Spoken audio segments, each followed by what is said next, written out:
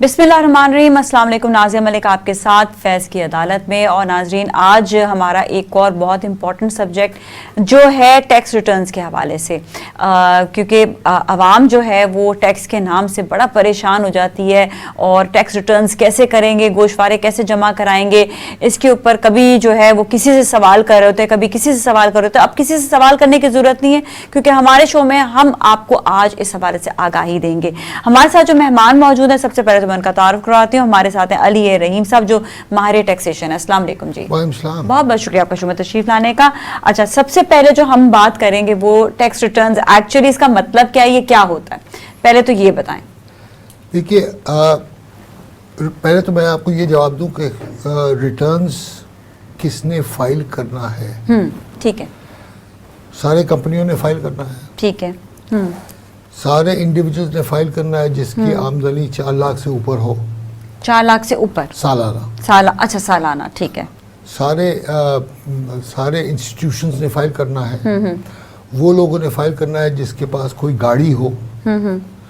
उन्होंने फाइल करना है जिनके पास कोई ज़मीन हो जो 250 गज से ज़्यादा का हो। इवन उन्होंने रखी भी हो वो ज़मीन, यूज में ना भी हो। 250 गज या 250 गज से ज़्यादा? ज़्यादा 250 या उससे ज़्यादा। अच्छा, ज़्यादा। ठीक है। 2000 फीट का अगर फ्लैट हो। उसके बाद अगर कोई चेंबर ऑफ कॉमर्स या कोई ट्रेड बॉडी के साथ वो रजिस्टर्ड हो, या बहुत सारे लोग हैं जिनको फाइल करना है। ठीक है। होता क्या है पाकिस्तान में कि उसके ऊपर चूँकि इतना प्रेशर नहीं आता है तो लोग दाखिल नहीं करते, मगर जितना दाखिल करेंगे अब फ़ायदे में रहेंगे बनिस्बत ये कि नुकसान ज़्यादा होगा अगर जो दाखिल नहीं करेंगे। उसको आप आगे जब आप मुझसे पूछेंगे तो उसका जवाब भी मैं आपको बता दूंगा। बट एनीवे, इनको फाइल करना ज़रूरी है। अच्छा, फाइलिंग का ये होता है कि जो इंडिविजुअल्स और पार्टनरशिप वगैरह जो है, नॉन कंपनीज, उनको फाइल करना है 30 सितंबर को, और बाकियों को फाइल करना, जो कंपनीज वगैरह है उनको फाइल करना है 31 दिसंबर को। ठीक है। अच्छा, ये बताइएगा कि टैक्स रिटर्न है क्या, थोड़ा सा ये भी डिफाइन कर। टैक्स रिटर्न ये होता है कि उसमें आपको ये बताना पड़ता है कि आपकी आमदनी कितनी थी साल भर में, उसके ऊपर टैक्स कितना लगा है। उस टैक्स के ऊपर आपने अगर कोई एडवांस टैक्स, जैसे मैंने पिछले प्रोग्राम में एक दफ़ा समझाया था कि एडवांस टैक्स क्या होता है। एडवांस इनकम टैक्स कितना आपने ऑलरेडी पेमेंट किया। मिसाल के तौर पर आपने टेलीफोन का बिल आप पेमेंट करती है। ठीक है। जब टेलीफोन का बिल आप पेमेंट करें तो आपको उसके ऊपर भी एक एडवांस इनकम टैक्स लग रहा होता है। वो आप उसमें ऐड ऑन कर सकते हैं, मिना कर सकते हैं उस पेमेंट से। ठीक है। बहुत सारी और भी एडवांस टैक्सेस हैं। कुछ बता दें, कुछ एग्जांपल्स दे दें। देखिए, आप गाड़ी को रजिस्ट्रेशन करवाते हैं, उसका टैक्स लगता है। ठीक है। उसके बाद आपका जो अगर कमर्शियल इलेक्ट्रिसिटी है, कनेक्शन है, उसके ऊपर टैक्स लगता है। ठीक है। उसके बाद ये है कि आपने अगर बैंक से कुछ कैश विड्रॉ किया और आप अनरजिस्टर्ड है तो उसमें ये होगा कि आपके उसके ऊपर भी एडवांस टैक्स लगेगा। तो बहुत सारी चीज़ों को एडवांस टैक्स है। ठीक है। खैर, तो जब ये एडवांस टैक्स आप उसमें से मिला करेंगे और बैलेंस आपको टैक्स पेमेंट करना पड़ेगा। अब टैक्स जब तक आप नहीं देंगी तो ये बताइए मुल्क कैसे चलेगा। बिल्कुल। मुल्क चलाने के लिए, घर को चलाने के लिए बस वही जो बात है जो हम अगर काम कर रहे हैं तो हमें कुछ मुल्क को भी देना, ताकि हम सड़कें हैं, जगह हैं, सफाई है, इस सब चीज़ों के लिए, और उसके अलावा भी बहुत कुछ आ जाता है। अच्छा, अब ये तो आ गया कि टैक्स रिटर्न्स जो हैं वो ये होते हैं। अच्छा, इनकम टैक्स क्या होता है? देखिए, इनकम टैक्स ये होता है मुनाफे के ऊपर टैक्स। ओके। उसको इनकम टैक्स कहा जाता है। ठीक है। सेल्स टैक्स होता है जब आप कोई चीज बेचे तो उसके ऊपर टैक्स, वो सेल्स टैक्स। अच्छा, सेल्स टैक्स जो है वो इनडायरेक्ट टैक्स कहला रहा है, जो हमारे नॉर्मल, और डायरेक्ट टैक्स जो है इनकम टैक्स है। ठीक है। हमारे पाकिस्तान में एक बहुत बड़ा मसला है। मसला ये है कि हमारा जो इनडायरेक्ट टैक्सेस है वो तकरीबन 2/3 है, और जो डायरेक्ट टैक्स है वो 1/3 है। जबकि कोई भी मुल्क में, उस मुल्क को अगर इम्प्रूवमेंट आपको देना है तो डायरेक्ट टैक्स जो है वो 2/3 होनी चाहिए कम से कम, और इनडायरेक्ट टैक्स जो है ना 1/3 होनी चाहिए। हमारे यहाँ उल्टा है। ओके। अच्छा, अब रीज़न क्या है? आप मिसाल के तौर पे कोई शैम्पू खरीदती हैं, शैम्पू के ऊपर उसमें सेल्स टैक्स लगा हुआ है। अब चाहे अमीर आदमी खरीदे या गरीब आदमी खरीदे, टैक्स उसको पे करना है, उसको पे करना है। ठीक है। अच्छा, उसके रिफंड भी नहीं मिलता है, यानी आपकी जेब से जा रहा है वो। तो इनडायरेक्ट टैक्सेस या रिग्रेसिव टैक्सेस जो कहा जाता है वो इसी के लिए कहा जाता है कि गरीब आदमी हो, अमीर आदमी हो, सबको एक लेवल का टैक्स देना पड़ता है। सही है। ठीक है। और ये ये मैं समझता हूँ पाकिस्तान की it is not good for the economy. जितना ज़्यादा आप कमाएं उतना ज़्यादा आप टैक्स दें, जिसको इनकम टैक्स कहा जाए वो तो सही है। जो कम कमाएगा वो कम टैक्स देगा। ठीक है। अच्छा, इसमें ये चीज़ आ जाती है कि जो इनकम टैक्स है उसके लिए ये है कि लोग जो हैं वो बैंक में पैसा डालते हुए भी डर रहे होते हैं कि हमें जो है जो बैंक में आ जाएगा पैसा तो ये हमारे खाते में आ जाएगा कि अब हमें इसका जवाब देना है।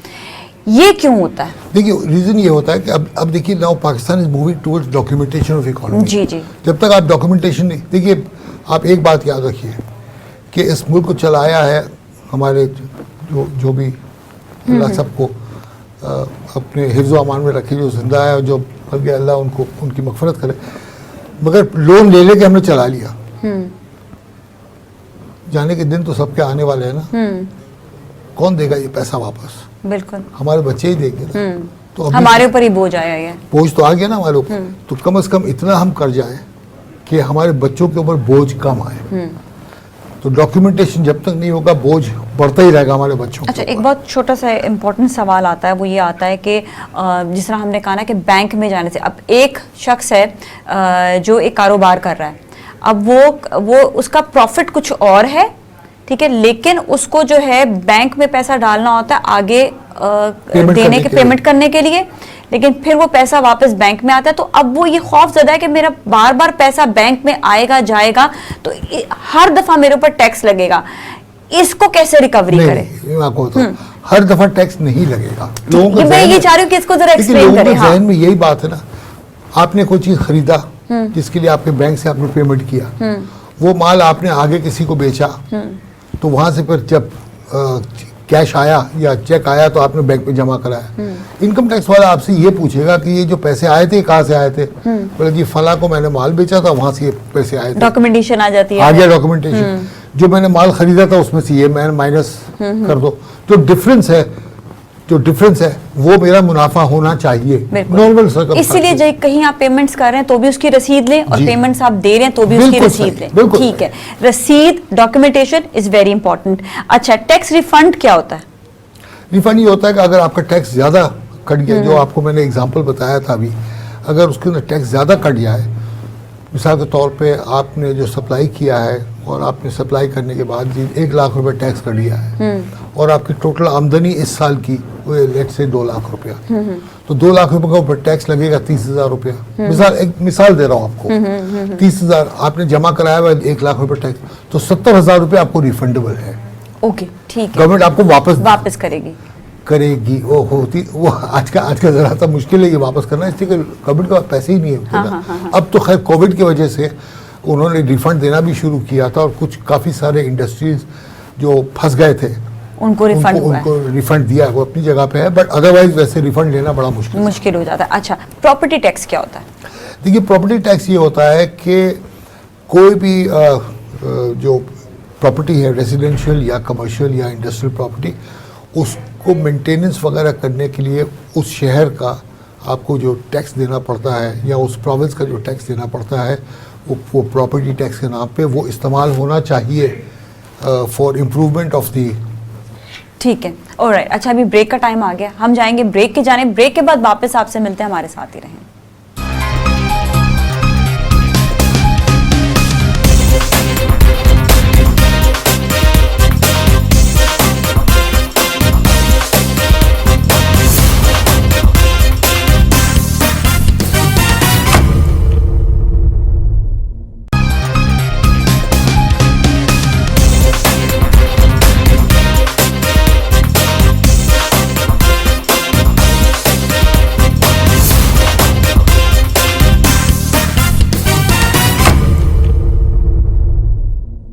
जी नाज़रीन, एक बार फिर हम आपके साथ मौजूद हैं। आज हम बात कर रहे हैं टैक्सेशन के हवाले से, और स्पेशली के टैक्स रिटर्न्स क्या होते हैं और डिफरेंट टाइप के टैक्स कौन से हैं। मैं अली साहब से पूछूंगी स्पेशली कि एग्रीकल्चर टैक्स के हवाले से बता दें, तो फिर हम आएंगे कि टैक्स रिटर्न्स कैसे फाइल करते हैं। जी देखिए, जहाँ तक एग्रीकल्चर टैक्स का ताल्लुक है, ये बहुत पुराना लॉ है, और ये फेडरल गवर्नमेंट का लॉ नहीं है, इसलिए कि कॉन्स्टिट्यूशन में फेडरल गवर्नमेंट इसको रिकवर नहीं कर सकती है, मगर प्रोविंशियल गवर्नमेंट के अपने अपने लॉज हैं, जैसे Sindh agriculture income tax, Punjab agriculture income tax वगैरह वगैरह। जी जी जी, ओके। अब उसमें होता क्या है कि आपको जो आपकी आमदनी होती है फ्रॉम एग्रीकल्चर, आपको उसके ऊपर टैक्स देना होता है। ठीक है। लोग कहते हैं एग्रीकल्चर वाले सिर्फ ढाल देते हैं और आबियाना देते हैं। हाँ। ये बात नहीं है। ओके। उनके ऊपर भी इनकम टैक्स होता है। ठीक है। उसकी इम्प्लीमेंटेशन का प्रॉब्लम है। इम्प्लीमेंटेशन इसलिए प्रॉब्लम है कि जो वहाँ जो लैंडलॉर्ड होता है उसी के इलाके का बंदा होता है जो बैठा होता है वहाँ, जिसको वो रिकवरी, अब वो कैश की सूरत में लें या वो बैंक में चालान देते हैं, चालान देते हैं। अच्छा, होता है चालान, प्रॉपर चालान भी होता है उसका, बट ओनली थिंग इसकी उसकी प्रॉपर कलेक्शन नहीं हो रही है। मैं ये चाहूँगा आपके चैनल के तवज्जुह से कि गवर्नमेंट को ये पता लगे कि जी इसका अगर ये रिकवरी किया जाए तो एक एडिशनल सोर्स ऑफ रेवेन्यू आ जाएगा इनके हाथ में। एग्जैक्टली। और ये होना भी चाहिए। और ये होना चाहिए। ठीक है, अब हम बात करते हैं कि टैक्स रिटर्न्स, मतलब ये है कि गोशवारे कैसे जमा कराए देखिए, जाएं। पहले तो ये होता था कि गोशवारे जमा कराने के लिए जितने भी ये प्रैक्टिशनर्स होते थे या टैक्स, वो अपने बंडल बना के ले जाते थे कि ये जोन ए का है, ये बी का है, ये सी का है, ये कंपनीज का है, फला है। अब ये हो गया कि अब तकरीबन सारे टैक्स रिटर्न्स कंप्यूटर के थ्रू जा रहे हैं। Okay, that's great. ठीक है। ये शुरू हुआ था प्रोजेक्ट 2004 में, जिसके अंदर सीडीज गवर्नमेंट ऑफ पाकिस्तान ने दिया था और 2004 के बाद फिर 5 में भी उन्होंने सीडीज दिया था। अभी तक वो उसके प्रिंट आउट्स ले रहे थे। उसके बाद 6 में जाके फिर कंपनीज को इंक्लूड किया गया कि जो बड़े कंपनीज हैं उसको इंक्लूड किया गया कि अब आप ऑनलाइन पेमेंट वो करें, टैक्स फाइल करें। हाँ। फिर उसके बाद आहिस्ता आहिस्ता बढ़ते बढ़ते अब ये हो गया है कि 4 लाख तक आमदनी जिसके है वो अभी भी वो सालाना वो अभी भी मैन्युअल जमा कर सकते हैं, मगर बाकी लोग जो हैं उनको ऑनलाइन भरना।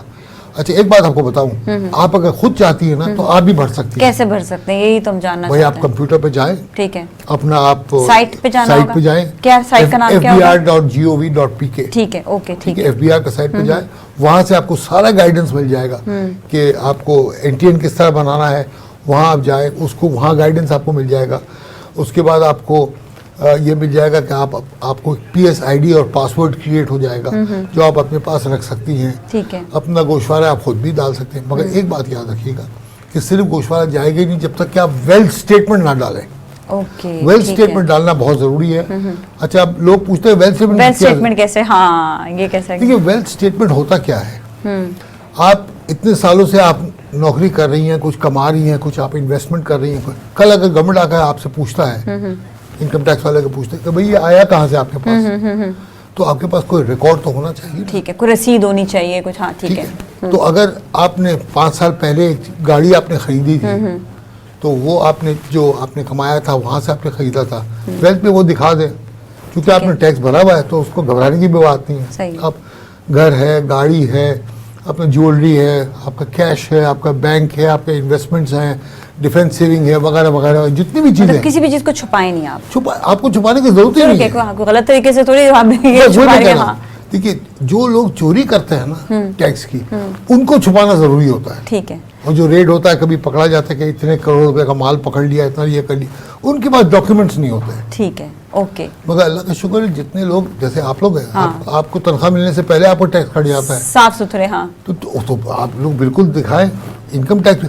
और मैं एक बात बताऊं, सबको भरना चाहिए टैक्स। ठीक है। जब आप टैक्स भरेंगी तो आप फाइलर कहलाएंगी, और जब आप फाइलर होंगी तो आपको टैक्स का रेट भी कम। बहुत इंपॉर्टेंट सवाल है, 1 मिनट रह गया कि प्रॉपर्टी पर लोग जो हैं वो कहते हैं कि एक प्रॉपर्टी का अपना एक मखसूस अमाउंट होता है, लेकिन उसके ऊपर ओन भी लेते हैं। क्या ओन के ऊपर भी टैक्स होता है? ये आप बात करें सेल और परचेज पे। हाँ जी। देखिए, उसमें ये होता है कि ऑन के ऊपर, जो ऑन का मतलब ही ये है कि आपने उसको डॉक्यूमेंट नहीं करना है, तो लोग उसका कैश वगैरह ले लेते हैं, बताते नहीं है। तो अगर उसे बता दें तो कोई हर्ज है क्या? अगर बता दें तो उनको टैक्स देना पड़ेगा। तो टैक्स दे देंगे, कितना टैक्स होगा? जो खरीदार है। हाँ। देखिए, वो इट ऑल डिपेंड्स ऑन किस इलाके का प्रॉपर्टी है। ठीक है। कहीं 5% भी है, कहीं 4% भी है, कहीं 5 भी है, कहीं 7 भी है, मगर ये 6-7% की खेल है बस। इतना ज्यादा नहीं होता। तो आप उसको ओन को भी दिखा दें तो ज्यादा बेहतर है। बिल्कुल सही। ठीक है, ताकि आप कोई चीज खरीदो फरोख्त करें तो आपके ऊपर कोई एलिगेशन नहीं आए।